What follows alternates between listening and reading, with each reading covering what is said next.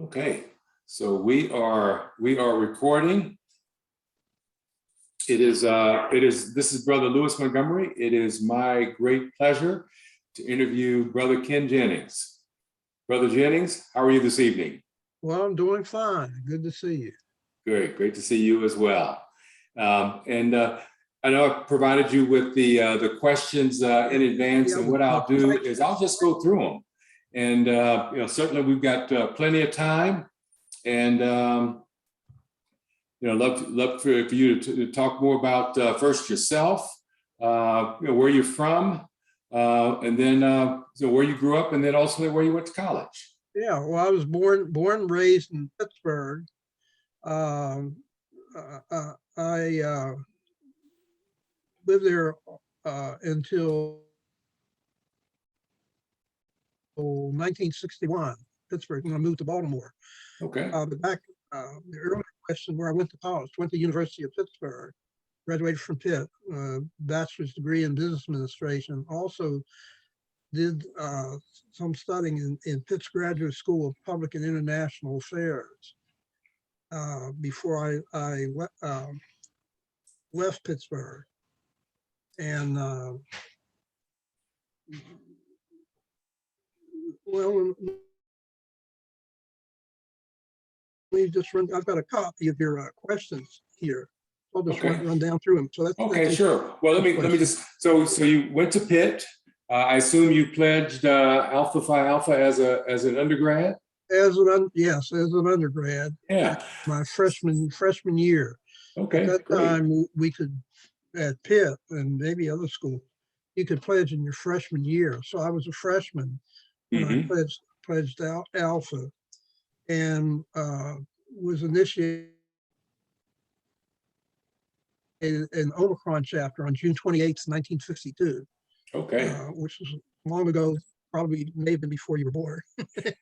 Yeah, not quite. I was actually born in 1960, so I was a baby. But that's fantastic. You said you were 52. Initiated in 52.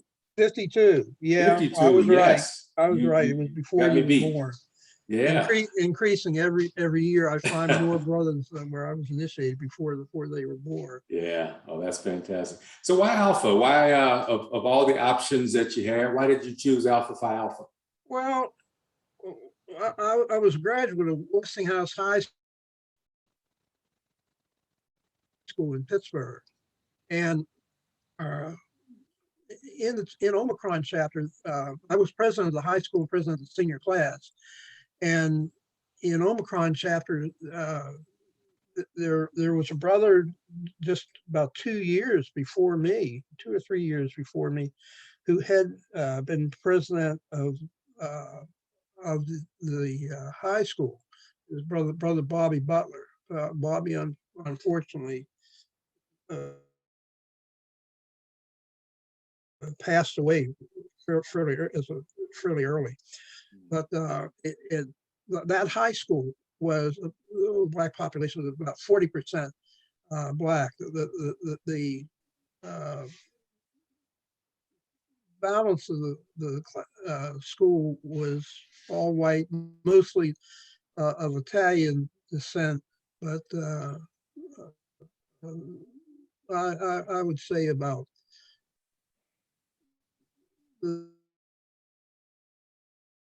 the black population was about 40%. It was probably about 40% Italian, and the balance is white Anglo-Saxon Protestant. But I was president of the school, president of the senior class, and was always involved in addition. I was on the swimming team, which actually to this day I'm still not sure why the coach of the swimming team, but he told me I was on the swimming team, and I was on the track team and played in the school band, played alto saxophone in the school band.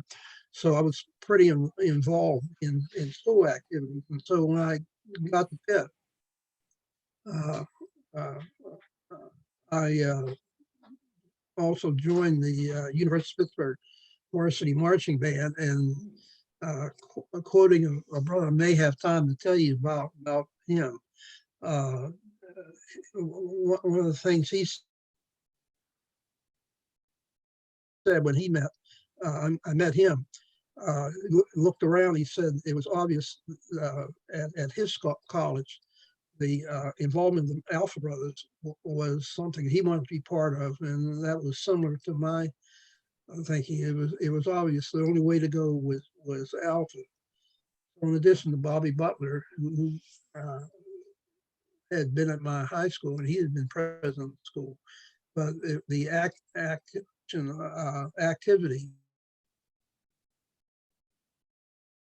of the Brothers Omicron chapter, there was an Omega Psi Phi chapter, relatively small, because I think they probably never had more than 5, 6, 7 brothers on the campus.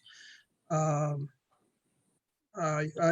think there was only about 2 Kappas, as I recall, on campus. Never met a Sigma on the.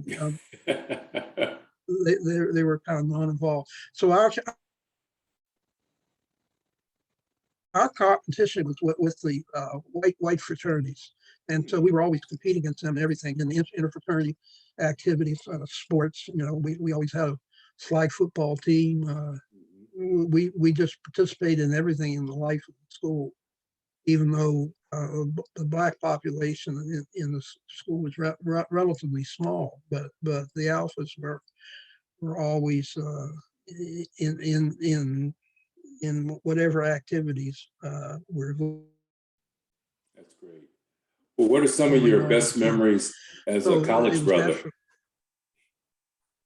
Sorry, well, that's part of it, because playing in the pit band. The pit band was 120. It was all men at that time. But generally there were about 6 or 7 black men in the pit band. Generally, most of them were Alphas. So we always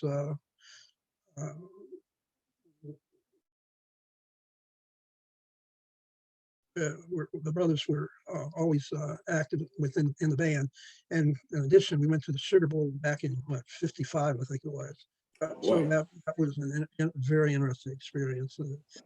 And I think when Pitt got the invitation to play in the Sugar Bowl, I think one Thursday night back in early November of, let's see, it must have been about '55. In early November, the band director called 5 or 6 at the time black members of the band to a special meeting, and he made the point that because New Orleans was rigidly segregated back at that time, that if we said we don't go, the pit band won't go, wouldn't be any hotel where we could stay. So if we said we shouldn't go to the Sugar Bowl, his name's Robert Arthur, we called him Ace. We said, Ace, figure you all need to figure out something.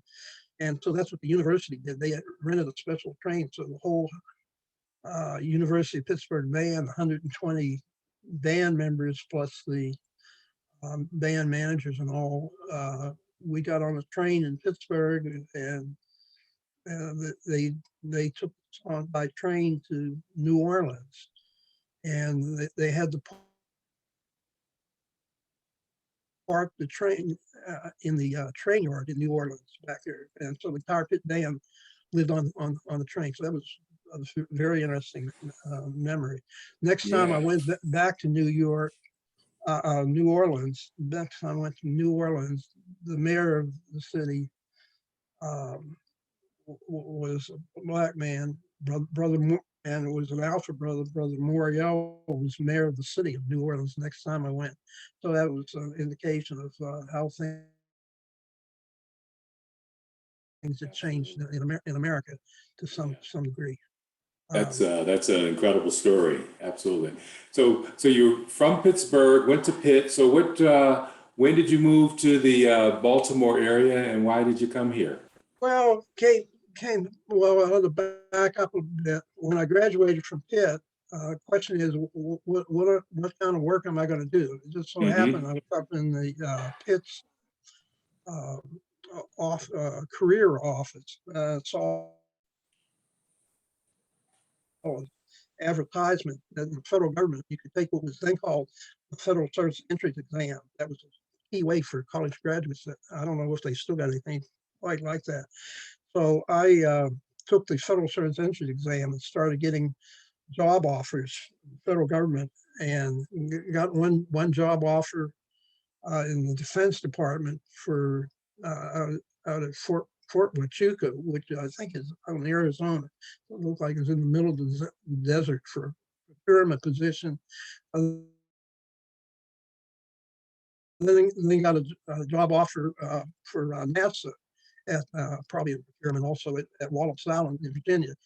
My father's from Southern Virginia, and I thought I knew about all these places in Virginia, but I'd never heard of Wallops Island. So I got my map out and looked, and it's sitting right on the coast, on the edge of the ocean in Virginia.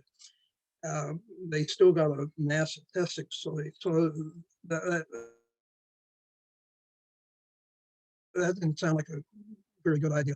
But there were some positions with the Social Security Administration that was listed, and that sounded very interesting. So that's what I did. I signed up for that, and was hired as a claims representative in the Pittsburgh East District office. So right out of college, I started working for Social Security Administration as a claims representative, and did that for 5 years. And the question is, how do I advance beyond that? And you didn't want to be moving back then in the late 50s, early 60s to, if you're Black, small towns, wherever. And the central office for Social Security Administration was in Baltimore. It still is. And so I took another exam, which was called the Management Intern Exam. So I took the Management Intern Exam and passed the written test, which made me eligible for the interview. And there was an interview out at the Bureau of Mines, there a form with about 5 federal government managers on one side of a large conference table, and there was me on the other side of the conference table, and about 5 or 6 or 7 or 8 other people who had passed the management intern exam. And back at that time, because of my experience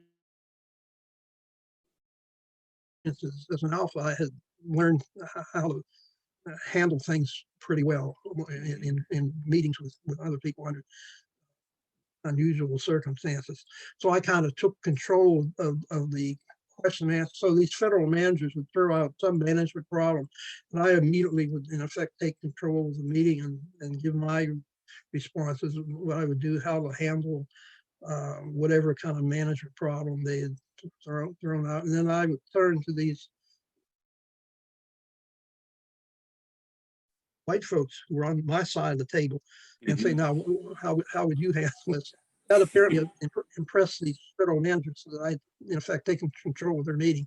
So I passed the external oral interview for the management intern program. So I started getting these job offers again for all these different federal agencies.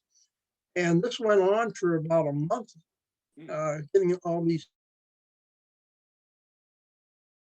job offers for federal agencies. But I wasn't hearing anything from the Social Security Administration. I'd been working for them for 5 years in the district office. They used to have me go down and when they were recruiting at Pitt. So I wrote what you could call a hot letter to the head of personnel at Social Security at headquarters in Baltimore, asking that question: why am I getting all these job offers from all these other federal agencies, but I'm not hearing anything from Social Security Administration?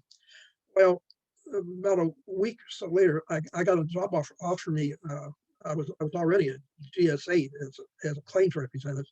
Mhm. Offered me a job offer as a grade 9 at headquarters down here in Baltimore.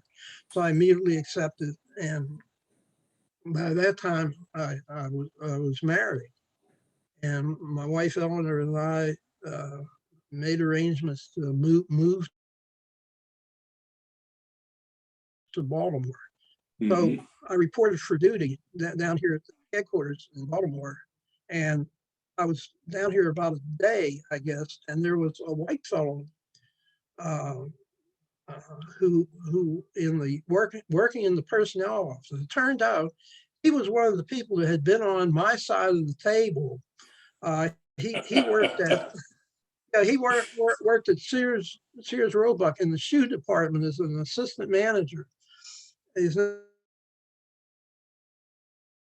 name was Hal Foss.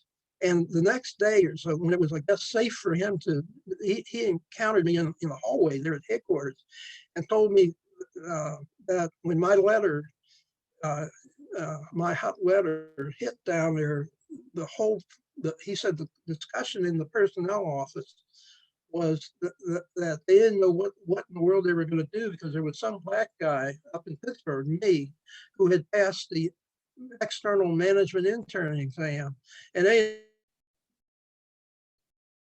didn't know what they were going to do. They apparently felt they were trapped. And so they decided, Hal told me they decided that since they were trapped, they had to formally offer me a job. Hmm. For some of the younger brothers, they might or might not have had experiences like that, but that's how I ended up in Baltimore. That's a great story. Well, it goes on because by that time, I was the first black management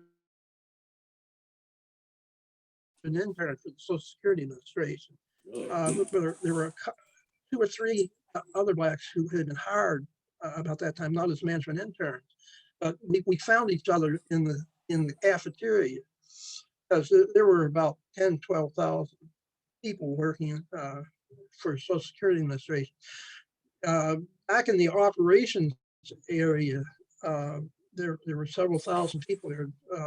A fairly large number of black employees but they were all very low grade employees, grade 2, 3, 4. But many of them, interestingly, and this should be interesting for some of the college brothers, other brothers to learn about this. These very low grade federal employees, many of them were actually graduates of Morgan State University. They were college graduates. They were working in these low grade clerical jobs. So another fellow who was about 12 years older than me, he'd been a Tuskegee Airman, in the early days of Tuskegee Airman. We formed a group called the Committee of Negro Employees, CONE, and his name was Hartz Brown. And so we started meeting with the senior management, who were, all, of course, all white and largely Jewish. So we started meeting with them, try to sensitize them to what was happening with the black employees, very low grade black employees. Their supervisors were, of course, all white, but they weren't more than about grade 9 or 10 or something like that. Mm-hmm. But the senior management was all white, Mm-hmm. and we spent about 3 years sensitizing the senior management to what was happening to these low grade black employees, and we were having some success.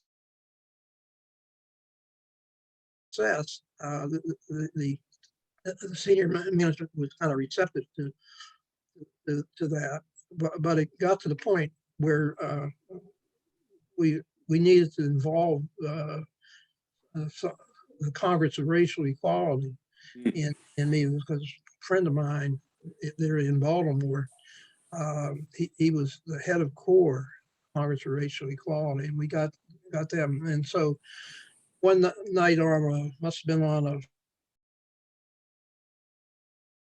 Friday, Thursday or Friday night. We were there meeting with Bob Ball, who was the commissioner of Social Security, to around midnight, giving him our non-negotiable demands that we said changes should be made. So yeah, it must have been on a Thursday, because it must have been the next day, on that Friday, Bob Ball called a meeting of all employees at Social Security Administration at the headquarters, and they employees couldn't crowd into the cafeteria. They piped it out over the public address system into the rest of the compound. And he said that Hartz and I were threatening Black employees or employees that if they didn't come out and picket the place, that we would like slash their tires or something like that. It was just an outrageous lie. But it got a number of Black employees so frightened that they would end up losing their jobs. And it got a handful of whites, including one white fellow in particular who was a management intern with me. They all knew that all the commissioner of Social Security was just a lie. That he came out to picket. So we had a picketing. We must have had over 100 people out on the lawn on Security Boulevard picketing the place. And somehow, to this day, I don't know how, but Brother Dick Gregory was over on the eastern shore of Maryland with Gloria Richardson. And he somehow found out about us having this demonstration at Social Security headquarters. So Brother Gregory showed up as the demonstration, which of course added to the media interest so that ended up being a front page story in Baltimore Afro-American, that day. And we began to, under that kind of pressure, they began to make some significant changes and improvements and opportunities for advancement for Black employees in the operations area. But I figured my career was over at Social Security, some kind of retribution, because the attitude, nobody who ever got a job at Social Security Administration ever left. It was Social Security was like Mother Russia. You didn't leave that. But there was a relatively young white fellow who was. I didn't mention that what I did there at Social Security, I ended up going on the internal audit staff. So I was on the internal audit staff. There was about 5 or 6 other men. It was all men. All of them were ex-general accounting office auditors.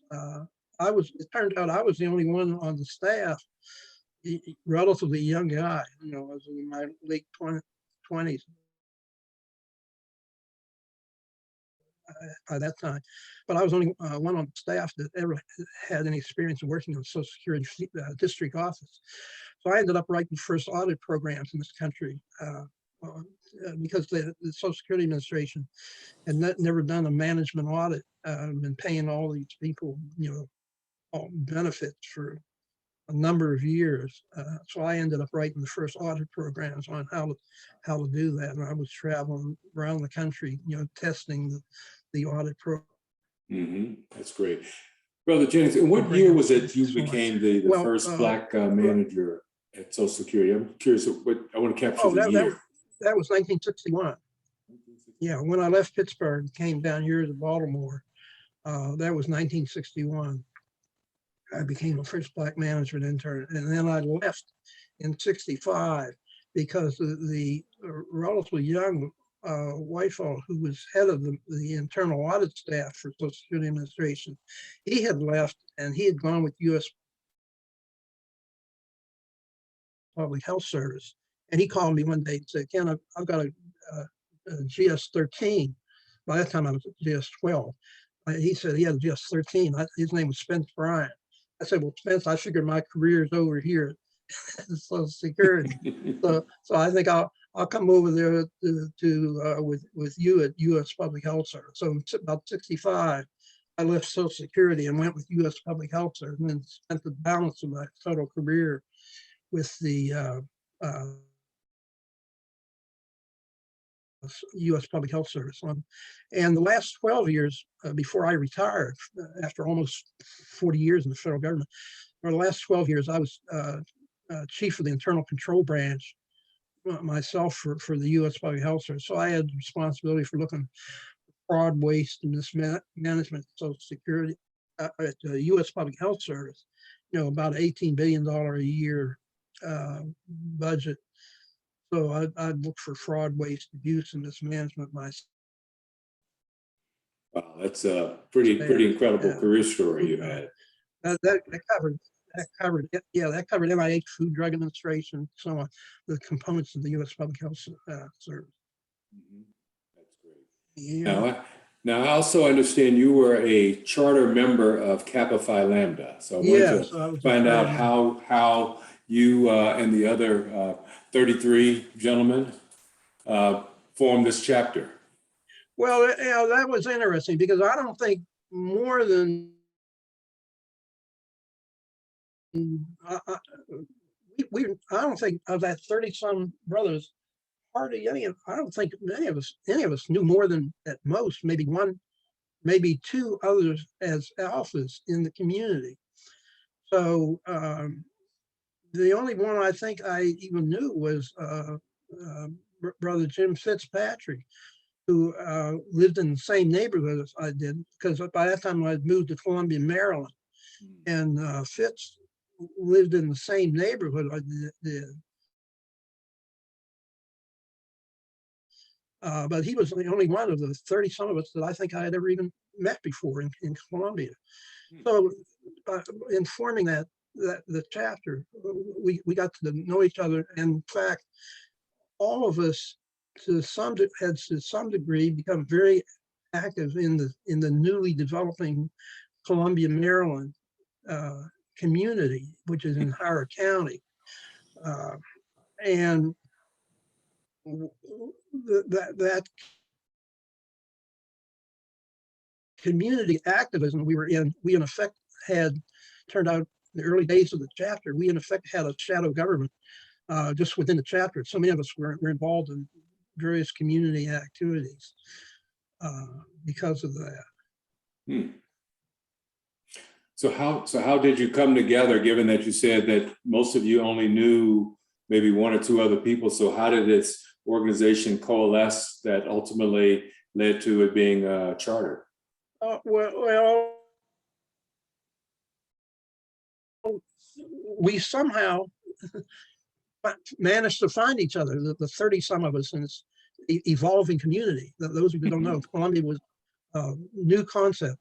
Jim Rouse was going to build announced to the county government that he was going to build a new city, which would end up having close to 100,000 people in it. But when my wife and I, and at that time I had two daughters, when we moved to Columbia in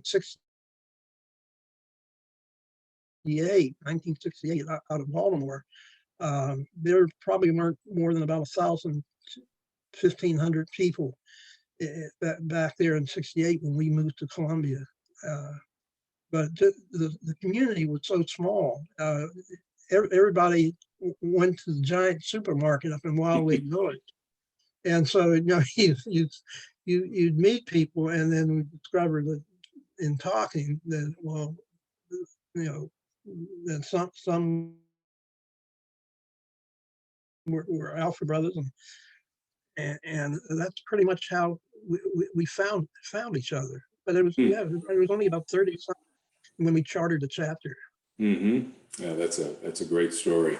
And I know you were a president of the chapter at one time.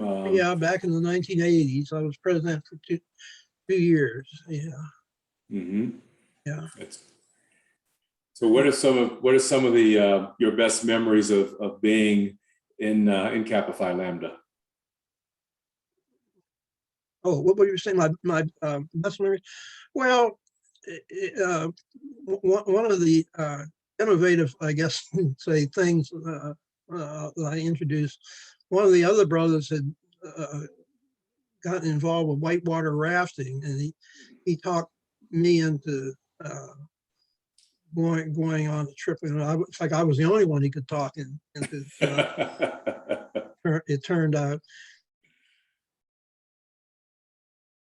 in going on a whitewater rafting trip down in West Virginia, down around the Gauley River, down in that area. And I enjoyed doing that. So I was a little bit more successful. So I became the organizer of the whitewater rafting trips for the chapter. We must have had, about 3 or 4 times, I guess, chapter. We'd have, about 6 or 7, 8 brothers. We'd get a van from Brother Harold Payne, the van, and we loaded up with brothers, and we drive down to West Virginia and stay overnight in a hotel and get up the next morning, and we go on these whitewater rafting trips down on the Gauley River down in West. That was a good experience, bonding experience. Yeah, I bet. I've never been whitewater rafting. I understand it could be pretty exciting though. I was interested in doing that because most back in Pittsburgh, I had joined the Pennsylvania National Guard, but I came to the realization back there in the 60s from what I saw, most of the younger brothers would probably never be in the military service, although a number of us in the chapter had either been in active military duty, Army or Air Force or something like that. But most of them would have had that experience. So I viewed and I had started studying judo a few years before when I felt that it would be important to have these men that have this sense of organization commitment, maybe come out of the military. So that was one of the reasons why I formed the whitewater rafting trips, and that was brother Harry Evans.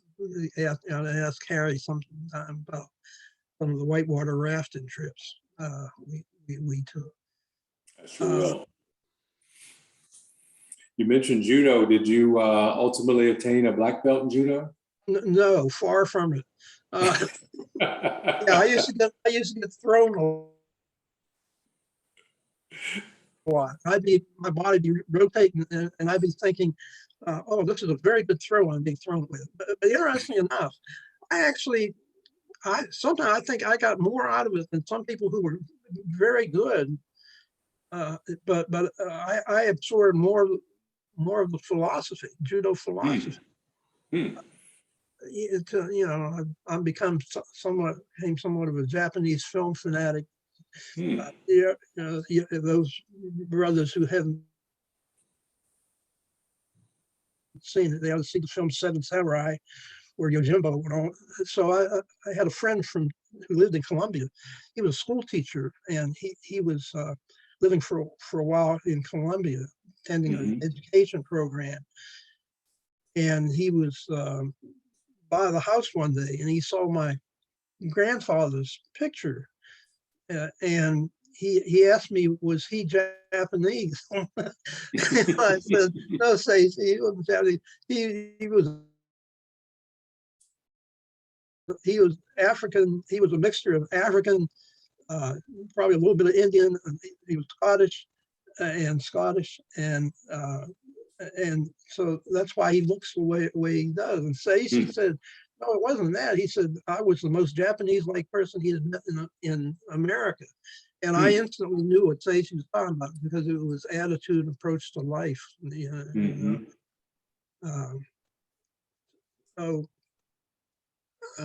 Let's see. That's great. Well, you had obviously an incredible career as an alpha and as a public servant. What are some of your, as you reflect on your many years of being in the House of Alpha, what are some of the, I guess, the best memories that you've had thus far, Brother Jennings? Well, because of our involvement in the community, I guess within the first month or so after I had moved to Columbia, I was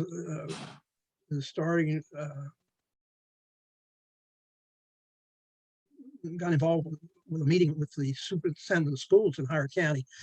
That was probably about three months after I moved in. I was at a meeting with the then superintendent of schools. And the Black folks in Baltimore had just run him out of Baltimore City. So we get to Howard County here, and this guy was the superintendent of schools, and that was the start of my involvement with the school system. But I had long involvement for years with education advancement. And to the point where a woman named Gloria Washington, who worked for the school system, Gloria asked me and a handful of other Blacks to serve as an advisory committee to her. And she had formed what was called the Black Student Achievement Program. And Gloria, who's unfortunately passed away, she asked us to serve as a council of elders to her. And I ended up becoming, for the last few years, becoming presiding the elder. So there's a group of senior citizens who then in working and developing programs with the young people to promote educational development and a sense of history and culture for African-American students in Howard County. While the community as a whole is very, very liberal, at one time, particularly in the western part of the county, they tend to be rather conservative. Absolutely. Yeah, I've been fortunate enough, obviously, my father-in-law is Brother Freeman Sands, which I know you know Brother Sands very, very well. I was just talking to him. He called me today. Oh, okay, great. He called me today. I got the chance to talk to Freeman. Yeah. Oh, nice. I know a person who was very instrumental in the development of Howard County and education in particular was Brother Silas Craft. Oh yeah, Silas. Silas was president of the high school, Harriet Tubman, principal over at the Harriet Tubman school. Yeah, he was one of the charter members of the chapter. Yeah, what can you?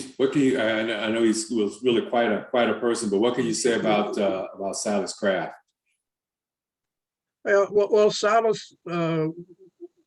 By the time I had moved to Columbia in '68, Silas, as an educator, had done wonders in trying to promote education for Black people, students in Howard County, and is also his involvement with the NAACP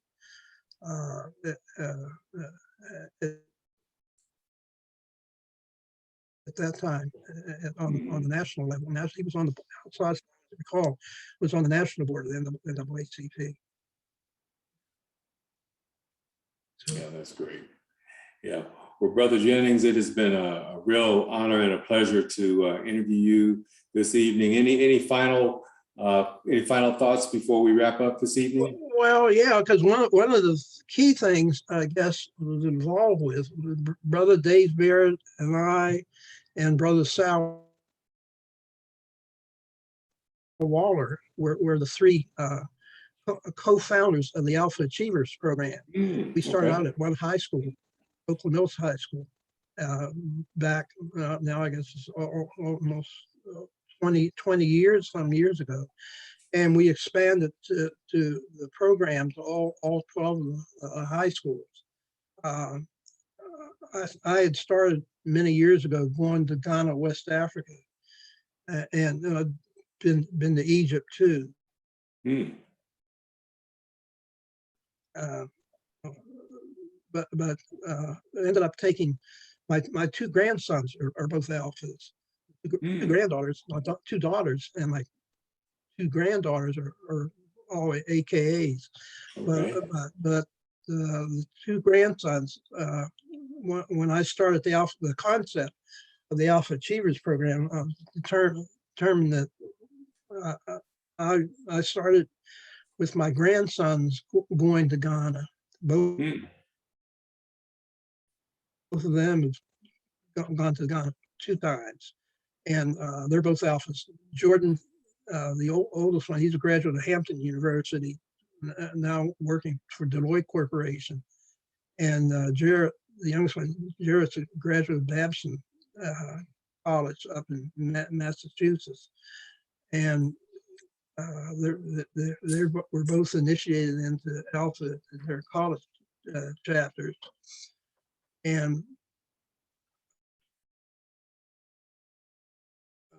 then, based on having established that as kind of like a model for the what I call the Alpha Sankofa program within the chapter education program. And then the next trip, we ended up having enough money that we were able to take 4 boys. We took four of the young men to Ghana, West Africa, on a study tour. And then the next time there was enough money, I ended up taking, I think, 9 boys, as I recall, and 3 parents on a study tour, Ghana, West Africa. Oh, that's amazing. Now, besides yourself, you mentioned Brother David Barrett. Who was the third founder of? Brother Sal Walters. Sal's in Omega chapter now. Okay, Brother Sal Walters. That's great. Okay, well, that program is really quite an achievement across the county, and I'm not sure if there's anything that exists like it. Yes, that's right. It had a tremendous impact. Yeah, that has had a tremendous impact. I know on my grandsons as an example of their development, having had that experience, which I could figure out how to raise enough money, because my plan was to try to have an ongoing program that would take maybe 6 or 7 or 8 boys in our Alpha Achievers program every year, but never been able to figure out how to raise enough money to do that. But by the way, there was another education program. I also playing alto sax. I formed what we called the Ellington Adderley African American Community Jazz Ensemble. Nice. Yeah, both Duke Ellington and Julian Cannonball Adderley were both alphas. In fact, when I was an undergraduate, I never will forget, one day at the Alpha House back in the 50s, we had this letter in gold up on the bulletin board at the Alpha House in Pittsburgh. And from this brother down in Florida named Brother well, I don't think he used the name Cannonball. I don't recall he used the name Cannonball at the time, but it was from him. He had formed a band and wanted to know, did we want to hire them to play? But it was a letter from Brother Julian. That's pretty cool. Cannonball. Yeah. So when I formed a youth group in the community, I named that after. And they call it the Ellington Adderley African American Community Jazz Ensemble. I kept that going for 14 years with young people. Yeah, that's fantastic. Yeah. Well, Brother Jennings, you have accomplished some pretty incredible things within the fraternity. Wanted to, again, thank you again for this wonderful opportunity to be interviewed. We've got this recorded, and we look for ways in which to share your great history thank you with for this other wonderful brothers. opportunity your voice cut out there. No, I said it's been a wonderful opportunity to get to know you better and to interview you for this project, and look forward to sharing this with other brothers. Oh, okay. And tell them I'm glad to answer any questions anyone got. Absolutely. Well, thank you again, brother. Okay, thank you for the All opportunity. right. Good night, Brother Jennings.